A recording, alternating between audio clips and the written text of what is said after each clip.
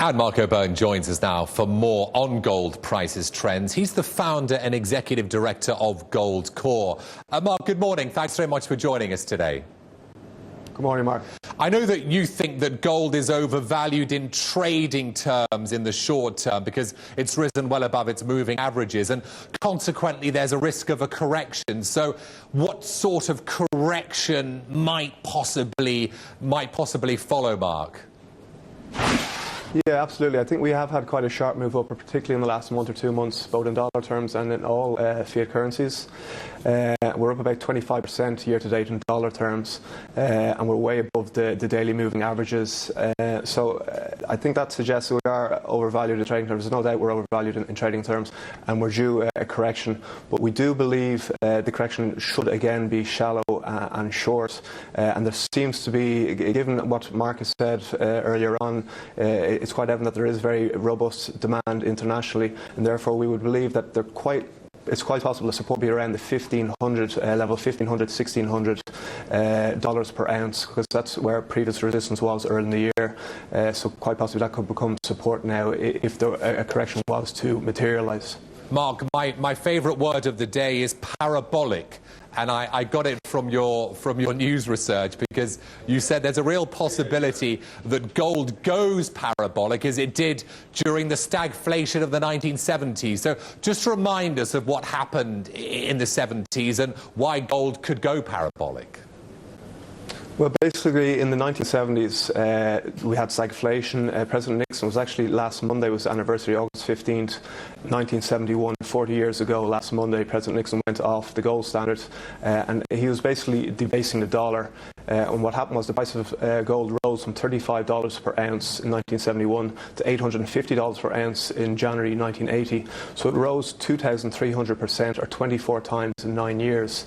Today, we've risen 6 times in 11 years. We're up about 20% per annum in the last 11 years. So it suggests to me that the move is far more sustainable. A parabolic, it basically means it's a move that is exponential in a short period of time. I heard what one of your previous contributors called it hyperbolic. We haven't gone parabolic yet, and you tend to see it in most asset classes. When you get into the mania phase, when people begin to pile in, people aren't piling into gold just now. Joe, the shoeshine boy, and Joe Public are actually selling their gold in the phenomenon that is international cash for gold schemes. So in the final phase, we would think that it could go parabolic, as we're seeing with the Nasdaq. Mark, give me numbers. Give me numbers. I mean, give me sort of numbers here. You know, parabolic. What numbers are we talking about? What price are we talking about? Well, JP Morgan last week came out with reports saying they thought it would reach $2,500 per ounce by the end of the year. Other analysts are talking about as high as $8,500 per ounce. We caution investors, nobody knows what the price of any asset class is going to be in the future. Therefore, it's important people are diversified. And the focus always tends to be on gold. Is it a bubble? Is it not a bubble? The price, what is the price going to do? Ultimately, we would suggest to people it's far more prudent to be diversified. If you put 10% of your portfolio in gold, the old Wall Street adage, put 10% of your wealth in gold and hope that it doesn't work. It's academically proven to be a safe haven investment now. It has an inverse correlation with other paper assets, and in that scenario it's very important people are diversified, and that 10% allocation will protect people no matter what scenario we get in the coming years, whether it's deflation, stagflation, or a more virulent form of inflation. And Mark, very quickly, owning physical bullion is the key here, correct? Absolutely, yeah. I mean, the whole point of owning gold is that it's a safe haven asset. So therefore, you want to own it in the safest form possible and eliminate counterparty risk. And therefore, coins, bars, government certificates, some of the digital gold formats are the best way to own gold.